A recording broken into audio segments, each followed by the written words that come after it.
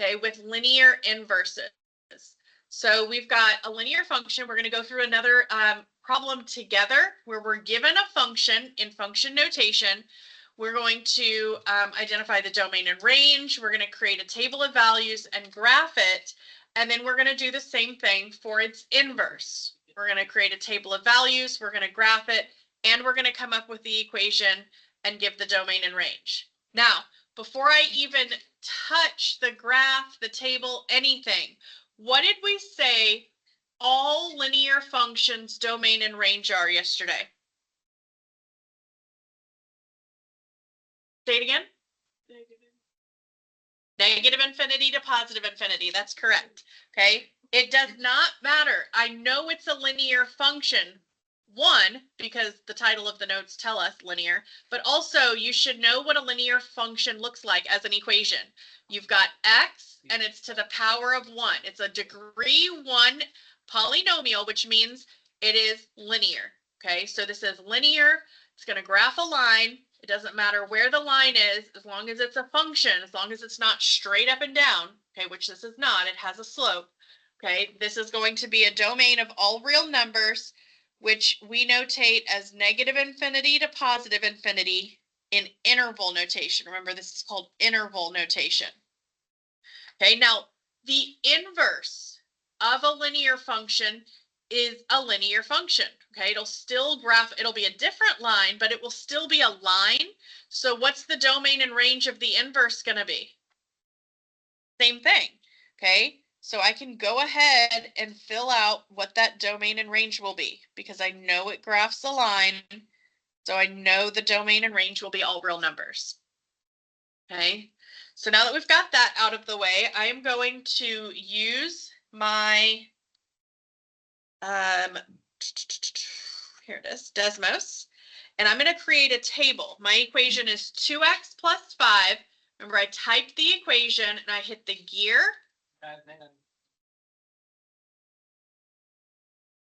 Oh, it's negative. Thank you. Negative 2x. Good catch. So negative 2x plus 5. Okay, so I'm going to hit the gear and I'm going to hit the table next to it, and it creates, oh, it's because I have 2 equations for f of x. Okay, so now that I deleted that other equation I had typed in there, it auto-filled. Okay, I can only have one f of x defined to be able to do that. All right, so I've got my table. Now, does this table match this table that's on the paper? No, so I want to make sure it's the same x values. Okay, so I'm going to come over here and I'm just going to edit this real fast. And as I edit the x's, the y's will change. See, that updated the y value. Okay, and then 1, so 0, 1, 2, 3, 4, or you could have just added 3 and 4 at the bottom if you wanted to. I just edited it so it looks exactly the same.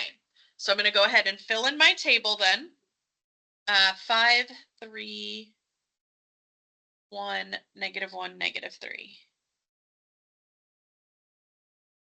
Does everybody feel confident with how to create the table in Desmos? Okay. Now you can use this graph over here to help you graph, but I think most of you, if you have the table, you can plot the points. Or we can use the strategy. Why is this not letting me make this full screen?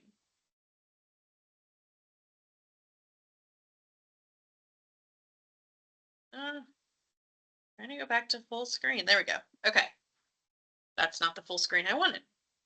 I want the notes full screen.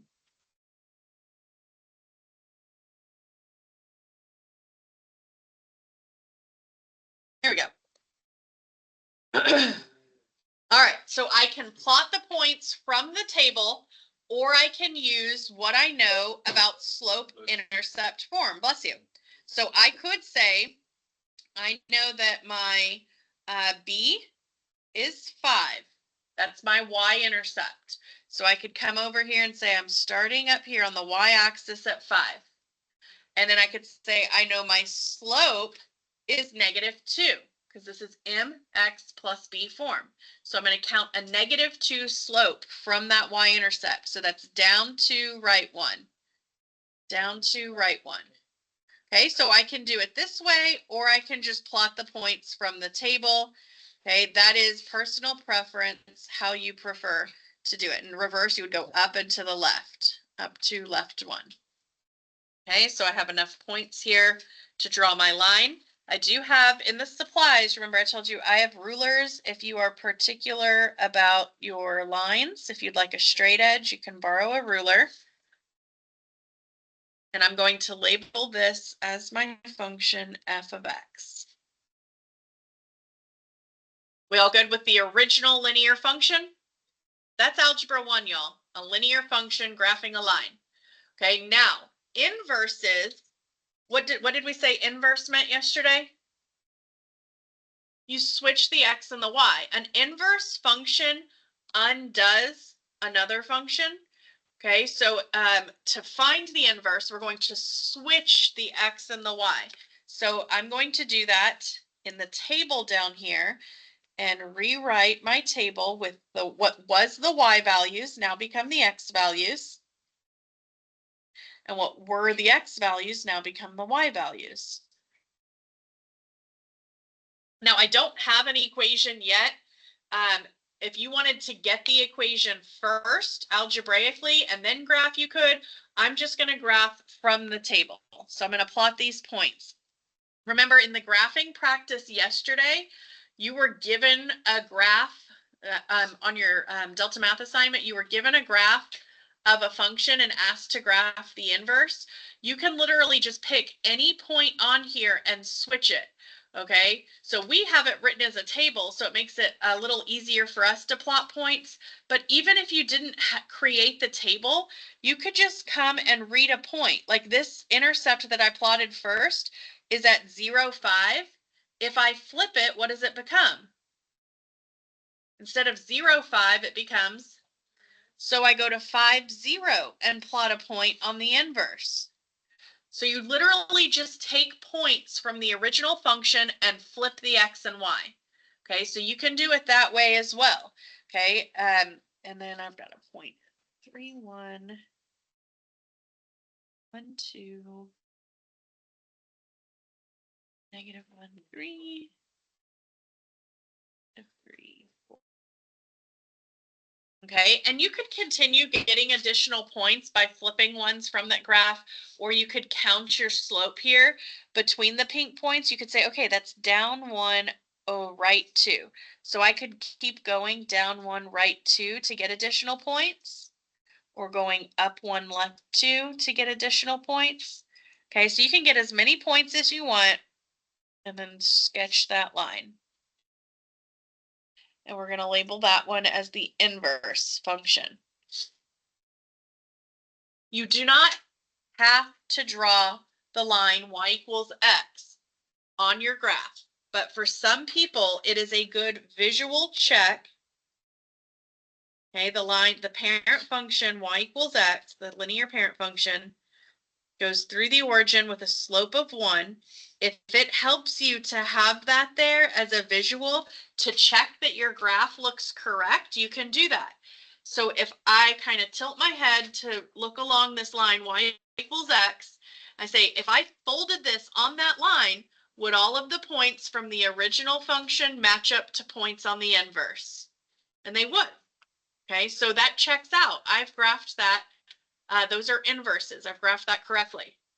Now, coming up with the equation of the inverse, you've got options for if you want to work backward from the graph, if possible, or algebraically. In this particular example, if I try to work backward from this graph, can I see exactly where my y-intercept is? I can see that it's somewhere between 2 and 3, but I don't have a point plotted there. It's not an integer value. So it's some fractional value. I can't be certain. I can estimate, but I can't be certain just going by the graph. So in this particular type of problem, I would not write the equation from the graph. I would use my algebraic process. So we're going to review that 4-step process. So step 1 is to replace the f of x with y. So instead of f of x equals, I'm going to write y equals negative 2x plus 5. Okay, so that was the equation up here. I just replaced the f of x with this y. Okay, and then remember step 2 said, okay, now switch x and y. That's what inverse, how we find inverses. We switch x and y. And then what was step 3? Who remembers? Once we switch x and y, what do we do?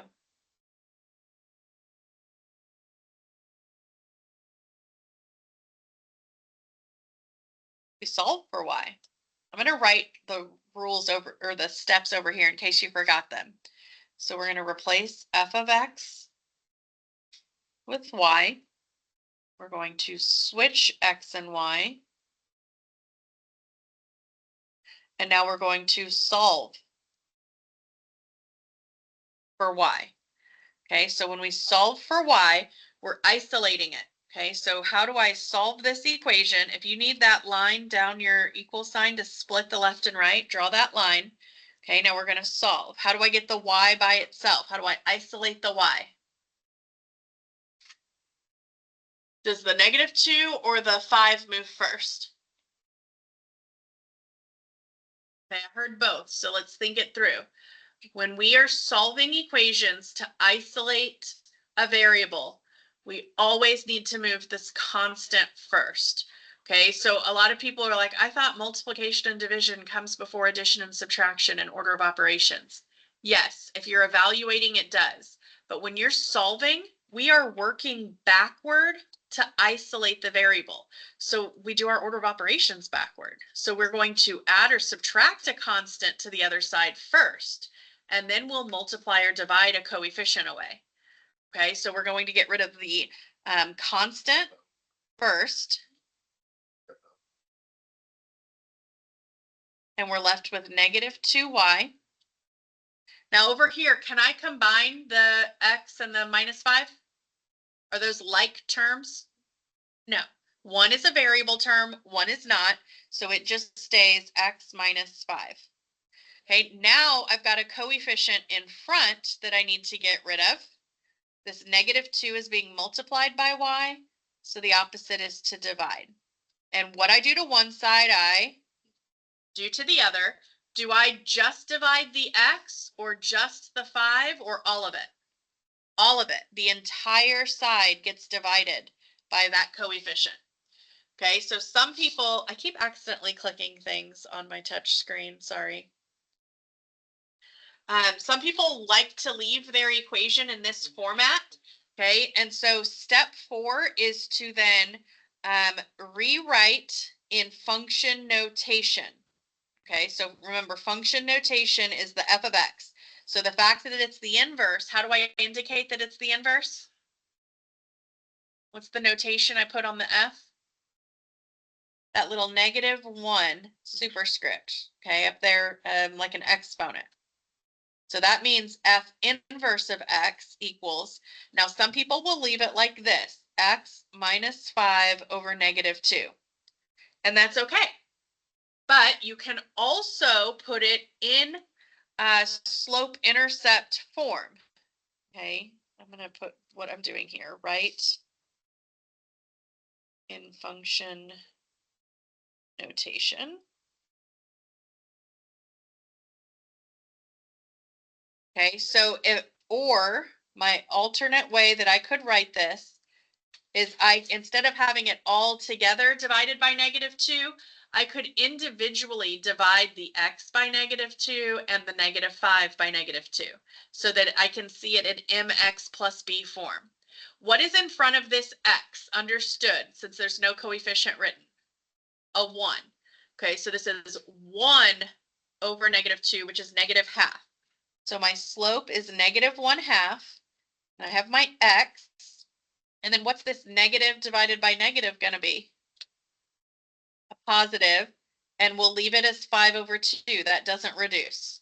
If you would prefer to write decimals, that's okay, but I like just fractions. Okay, so I am going to change mine to mx plus b form, slope intercept form, but it's okay to leave it like this. You may sometimes see it written in this format as well. Does that graph match, or does that equation match what we graphed? Let's take a look and make sure. Does it look like it has a negative slope? First of all, does the pink line have a negative slope? Yeah, sure does. It's decreasing from left to right. And is 5/2, that's 2.5, right? So does it look like it has a y-intercept at 2.5? Sure does. Okay, with a slope of negative 1/2. If I go down 1/2, I'd hit the graph. Down 1/2, I'd hit the graph. So that equation we came up with and the graph we created, they all match. It all checks out. We've done our work correctly. Y'all feel okay about that process? All right, you're going to flip it over to the back, and I want you and your group with your partners, your neighbors around you to try this one. This one is slightly different because the format is left in this form of the equation that you're given. Okay, so you may not want to start by graphing with your y-intercept and counting your slope because my y-intercept is a fraction. Okay, so I would rather just start with my table because your table values were selected specifically to give you integers here. Okay, so I would start by going to Desmos and entering that. Okay, so somebody in your group can get your laptop out and go to Desmos and plug this in, or you can individually input those X values and calculate to see what the Y comes out to. Okay, but y'all are going to try this one on your own. I'm going to freeze the screen up here. Ignore me talking for a little bit back here because I'm going to keep recording. I'm recording this lesson, and then we will check this one in a couple of minutes. So y'all can talk to each other. You can get out Desmos and give this one a shot on your own. All right, if you're watching this as a recording, I'm going to go ahead and show the solution for this one. So pause the video, try it, and then unpause to come and see this solution. So this one came out. In another class. Yeah, this is number 2. So this is what it should have come out as for our recording. So here's where our original graph was in black and our inverse graph in pink. Your table should have been, and we right away knew our domain and ranges for both. And then here's the algebraic steps for solving for the inverse. Okay, now there's a practice on delta map. Okay, when you're entering your the first 7 problems in delta map look like here. So it looks like kind of, that's yesterday's. Today's, it looks like kind of a lot, but these first ones that are numbered 1 through 7, this is all one problem. Like we just did in the notes. It's just asking all the different parts. So the table and the domain and range of the original function, okay? And then the table and the domain and range of the inverse function, and then the inverse equation. Okay, so this is all one problem, okay? It's just broken down into pieces. But these, where they're tables, they are not, you can't go and type in this table to fill it in. You have to type your answer down here. So what you're going to do is you're going to type your answers as coordinates, okay? So I'm not going to tell you what it comes out to. Let's pretend that came out as a 1 though. That means I'm going to type 0, 1 as a coordinate like this. And then I'm going to add a solution, and I have 1, 2, 3, 4, 5. So I should have 5 boxes and just type them all as coordinates. And that's how you're going to enter the table questions. Okay, so I'll go back for you to check this. That's the end of that lesson.